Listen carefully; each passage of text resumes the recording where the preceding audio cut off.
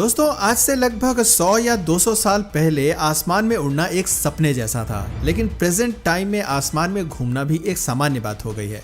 Helicopter और aeroplane दो ऐसे साधन हैं जिसकी मदद से दिनों का सफर अब घंटों में तय होने लगा है। और सबसे बड़ी बात, कोई भी शख्स इन दोनों में से किसी की भी हेल्प से हवाई सफर तय कर सकता है। बट डू यू नो, अगर हेलीकॉप्टर और एरोप्लेन में कंपैरिजन किया जाए तो यहाँ हेलीकॉप्टर एरोप्लेन से ज़्यादा बेहतर साबित होगा। और इसके एक नहीं बल्कि कई सारे रीजंस हैं।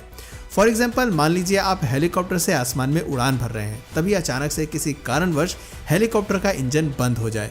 ऐसे खतरनाक सिचुएशन में हेलीकॉप्टर का रोटर उसे ज़मीन पर उतरने में धीरे धीरे हेल्प करेगा, क्योंकि उसमें रोटर इंजन के बंद होने के बाद भी घूमता रहेगा। लेकिन एरोप्लेन में ऐसी सुविधा नहीं होती है, इसीलिए ऐसा माना जाता है कि हेलीकॉप्टर्स एरोप्लेन के कंपैरिजन में ज़्यादा सेफ होते हैं।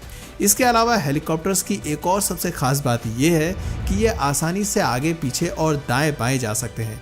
यहाँ तक कि ज़रूरत पड़ने पर यह आसमान में एक ही जगह पर रुके भी रह सकते हैं, जबकि एरोप्लेन के साथ ऐसा कुछ भी नहीं है। ये सीधा चलता है और दाएं बाएं जाने के लिए इसे चक्कर लगाना पड़ता है। दोस्तों, हेलीकॉप्टर और एरोप्लेन के लैंडिंग और टेक ऑफ में भी काफ़ी डिफरेंस होता है। जहां हेलीकॉप्टर की लैंडिंग और टेक ऑफ कराने के लिए एक छोटे से हेलीपैड की ज़रूरत होती है, वहीं एरोप्लेन को एक बड़े से रनवे की ज़रूरत होती है। हेलीकॉप्टर्स को हम खेतों में, घर के ऊपर, छत पर, यानी कहीं भी हम इसे उतार सकते हैं, जबकि एरोप्लेन को केवल रनवे पर ही उतारा जा सकता है।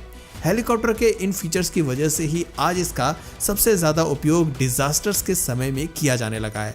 फॉर एग्जाम्पल, जंगल में आग लगी हो और उस आग को बुझाना हो, समुद्र में फंसे लोगों को बचाना हो, या फिर बाढ़ या समुद्री तूफान में फंसे लोगों को वहां से निकालना हो, इन सभी कामों में हेलीकॉप्टर का इस्तेमाल सबसे ज़्यादा किया जाता है। इसके अलावा हेलीकॉप्टर की हेल्प से बड़े बड़े राजनेता, अभिनेता और अधिकारियों को एक जगह से दूसरी जगह ले जाया जाता है, ताकि उनकी सुरक्षा का पूरा ध्यान रखा जा सके। आई होप हेलीकॉप्टर की उपयोगिता को अब आप बहुत अच्छे से समझ गए होंगे। अब आइए हम हेलीकॉप्टर के इतिहास के बारे में भी जान लेते हैं कि हेलीकॉप्टर का इन्वेंशन सबसे पहले किसने और क्यों किया था। दोस्तों, जब आप इतिहास के पन्नों को पलट के देखेंगे तो आपको पता चलेगा हेलीकॉप्टर का इन्वेंशन करने का आइडिया चाइना से निकल कर आया है। चाइना में लगभग 400 ईसा पहले बांस का एक खिलौना बच्चों के बीच काफ़ी ज़्यादा पॉपुलर हुआ करता था। ये खिलौना एक घड़ी के रूप में था जिसमें ऊपर की तरफ 2 पंख लगे होते थे। इस खिलौने को बच्चे अपने हथेली से रगड़कर हवा में ऊपर की तरफ छोड़ देते थे, जिससे ये खिलौना काफ़ी देर तक हवा में घूमने के बाद नीचे आ जाता था। आज मेले में जाने पर इन खिलौनों को आप देख पाएंगे। आज ये प्लास्टिक के बने होते हैं। उस समय किसे पता था कि चाइनीज लोगों द्वारा बनाया गया ये खिलौना भविष्य के लोगों के लिए एक वरदान साबित होगा। खैर, आज से लगभग 600 वर्ष पहले जब पूरी दुनिया में व्यापार तेजी से बढ़ने लगा, तब ये चीनी खिलौना चाइना से निकलकर यूरोप पहुंच गया, जहां लियोनार्डो दा विंची को इस खिलौने का डिज़ाइन काफ़ी पसंद आ गया। उन्होंने इस खिलौने से इंस्पायर्ड होकर उड़ने वाली मशीनों के कई डिज़ाइन तैयार किए, लेकिन उनके द्वारा बनाए गए किसी भी डिज़ाइन को वैज्ञानिकों ने पसंद नहीं किया। इसके बाद जुलाई 1754 में रूसी वैज्ञानिक मिखाइल लोमोनोसोव ने मौसम की जानकारी देने वाले डिवाइस को हवा में ऊपर उठाने के लिए एक मॉडल तैयार किया। इस मॉडल में एक एक्सिस पर अपोजिट डायरेक्शंस में घूमने वाले 2 प्रोपेलर लगे हुए थे और इनमें सबसे ऊपर की तरफ भी सेम वैसा ही प्रोपेलर बना हुआ था। मिखाइल का ये मॉडल आधुनिक हेलीकॉप्टर के डिज़ाइन से काफ़ी हद तक मिलता जुलता था। मिखाइल के बाद कई और वैज्ञानिकों ने भी हेलीकॉप्टर के डिज़ाइन पर काम किया, जिसके बाद 1861 में भाप से चलने वाले एक छोटे हेलीकॉप्टर का इन्वेंशन हुआ, जो कि एल्युमिनियम से बना हुआ था। एल्युमिनियम से बने होने की वजह से इसका हवा में उठना काफ़ी मुश्किल था। इस छोटे से हेलीकॉप्टर से इंस्पायर्ड होकर साल 1878 में भाप से चलने वाले एक अन्य हेलीकॉप्टर का निर्माण किया गया, जो कि 39 फीट लंबा था। साथ ही ये पहला हेलीकॉप्टर था जिसने कुछ सेकंड्स तक हवा में उड़कर एक नया रिकॉर्ड बनाया था।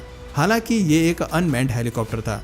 इसके बाद भी अलग अलग वैज्ञानिकों ने अपनी अपनी थ्योरी और कॉन्सेप्ट पर काम करके कई और हेलीकॉप्टर तैयार किए। इनमें से ही एक थॉमस एडिसन भी थे, जिन्होंने 1880 के दशक के अंत में हेलीकॉप्टर पर एक्सपेरिमेंट करने के लिए काफ़ी पैसे खर्च किए, पर उन्होंने जो मॉडल तैयार किया उसमें विस्फोट हो गया और इस हादसे में एक वर्कर घायल हो गया। जिसके बाद अमेरिकन इन्वेस्टर स्लोवोक ने एडिसन के मॉडल में काफ़ी कुछ चेंजेस करके एक नया मॉडल तैयार किया। स्लोवोक के इस मॉडल ने साल 1905 में 4900 फीट की दूरी तक 13 फीट ऊंची उड़ान भरी थी, जो कि अपने आप में एक बड़ा रिकॉर्ड था। लेकिन ये उड़ान भी अनमैन्ड थी, यानी मानव रहित थी।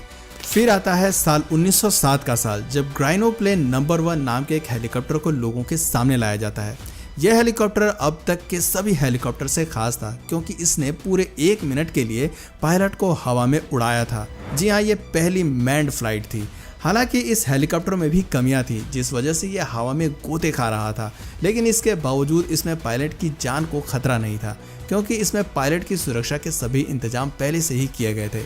इसके बाद इसी साल फ्रांस के इंजीनियर पॉल कॉर्नो ने एक ऐसे हेलीकॉप्टर को बनाया जो कुल 20 सेकंड तक हवा में ही रह सकता था, और इसके साथ ही इस हेलीकॉप्टर ने पायलट के साथ पूरी 1 फीट की ऊंचाई तक सुरक्षित उड़ान भी भरी थी। यही वजह है कि आज बहुत से लोग पॉल कॉर्नो को हेलीकॉप्टर के इन्वेंटर के रूप में जानते हैं, लेकिन ऑफिशियली ये रिकॉर्ड इनके नाम नहीं है क्योंकि पॉल के बाद भी कई वैज्ञानिकों ने हेलीकॉप्टर को लेकर अपनी रिसर्च जारी रखी और दुनिया का फर्स्ट मास प्रोड्यूस हेलीकॉप्टर 14 सितंबर साल 1939 को रूसी वैज्ञानिक इगोर सिकोर्स्काई ने बनाया, और इन्हें ही ऑफिशियली हेलीकॉप्टर का पिता माना जाता है क्योंकि इनका बनाया हुआ हेलीकॉप्टर पहला पूरी तरह से सफल हेलीकॉप्टर था और इसी के बेस पर भविष्य में हेलीकॉप्टर बनाए गए। इगोर सिकोर्स्काई के हेलीकॉप्टर का नाम VS-300 था, जो कि एक रोटर वाला प्रायोगिक हेलीकॉप्टर था जिसे सबसे पहले अमेरिका के स्टैटफोर्ड सिटी में उड़ाया गया था। हालांकि ये सिर्फ कुछ मिनट की ही उड़ान थी। इसके बाद इस हेलीकॉप्टर में काफी कुछ चेंजेस किए गए, जिसके बाद उनके हेलीकॉप्टर ने 13 मई साल 1940 को कई उड़ानें भरी। इगोर सिकोर्स्काई एक रशियन अमेरिकन इंजीनियर थे। उन्होंने साल 1910 से हेलीकॉप्टर पर काम करना शुरू कर दिया था, जिसमें उन्हें पूरी तरह से सफलता साल 1940 में मिली।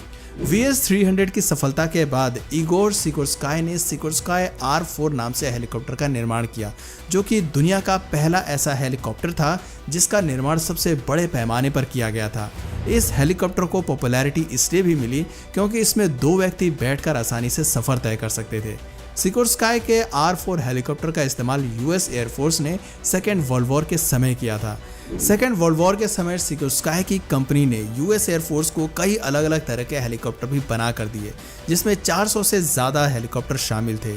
इनका इस्तेमाल US आर्मी ने राहत बचाव कार्य और लोगों की खोज के लिए किया। आज सिकोर्स्काई को ही हेलीकॉप्टर के मोस्ट फेमस डेवलपर्स में से एक माना जाता है। सिकोर्स्काई के बाद भी हेलीकॉप्टर का ये सफर नहीं रुका। संयुक्त राज्य अमेरिका में नागरिकों के पर्सनल यूज होने वाला पहला हेलीकॉप्टर आर्थर मिडल्टन यंग ने बनाया था, जो एक अमेरिकन इन्वेस्टर थे। इसके बाद अमेरिकन एरोनॉटिकल इंजीनियर चार्ल्स कमान ने K-225 नाम के हेलीकॉप्टर को बनाया, जो कि 2 टरबाइन इंजन दुनिया का पहला हेलीकॉप्टर था, जबकि सूड एविएशन एलॉय 2 एक सिंगल टरबाइन इंजन वाला पहला हेलीकॉप्टर था। समय के साथ नई नई टेक्निक की खोज होती गई और उसी के मुताबिक तरह तरह के चेंजेस के साथ नए नए हेलीकॉप्टर बनते चले गए। आज के समय में हम जिन हेलीकॉप्टर्स का इस्तेमाल कर रहे हैं वो 1200 मील की दूरी तक उड़ान भर सकते हैं। स्पीड इनकी 300 मील प्रति घंटे की है और ये 56 टन तक के वेट को इजीली उठा सकते हैं।